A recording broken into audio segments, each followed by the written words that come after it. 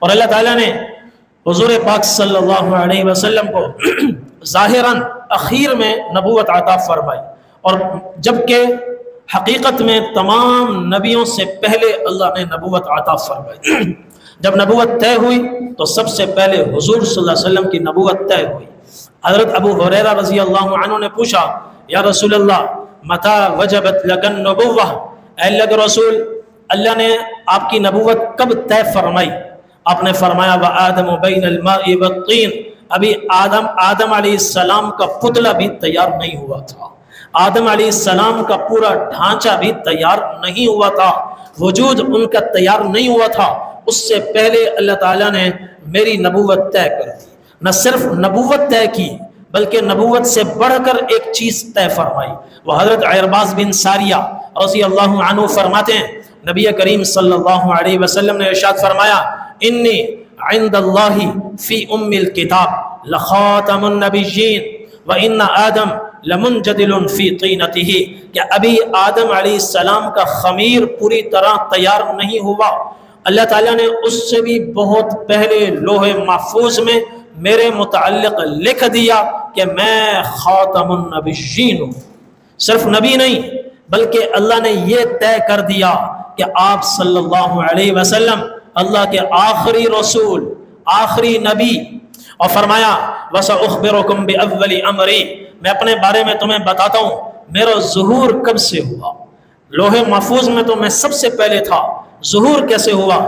دعوت ابی ابراہیم، دنیا کو میرا زیادہ پتہ اس وقت چلا عوام الناس کو جب میں اپنے جد امجد حضرت ابراہیم علیہ السلام کی زبان پر دعا بن کر آیا، اور انہوں نے دعا کی ربنا، بیت اللہ کی تعمیر کرتے ہوئے، ربنا وابعث فیہم رسولا من انفسہم، اے اللہ میری اولاد میں سے ایک رسول دنیا میں بھیج جو لوگوں کو آپ کی کتاب پڑھ کر سنائے، آپ کی کتاب کے احکامات بھی بتلائے اور لوگوں کے قلوب کا تزکیہ بھی کرے۔ تو فرمایا میں اپنے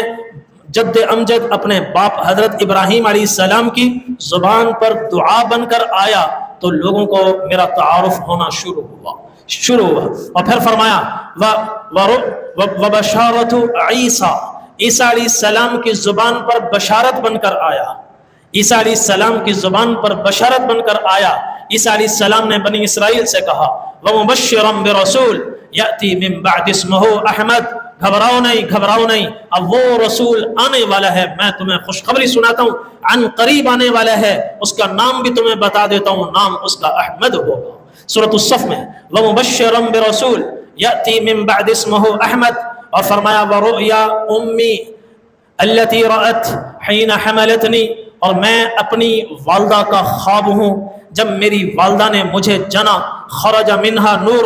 اضاءت لہا قصور الشام، جب میں دنیا میں آیا تو میری ماں سے ایک نور نکلا، روشنی نکلی کہ وہاں مکہ سے لے کر شام تک وہ روشنی پھیلتی چلی گئی، پورا علاقہ روشن ہو گیا، اور اس روشنی میں ایک تو روشنی زبردست پھیلی اور اللہ نے میری والدہ کی آنکھوں کو بھی بینائی کو تیز کر دیا، انہوں نے مکہ میں رہتے ہوئے شام کے محلات اپنی آنکھوں سے دیکھے۔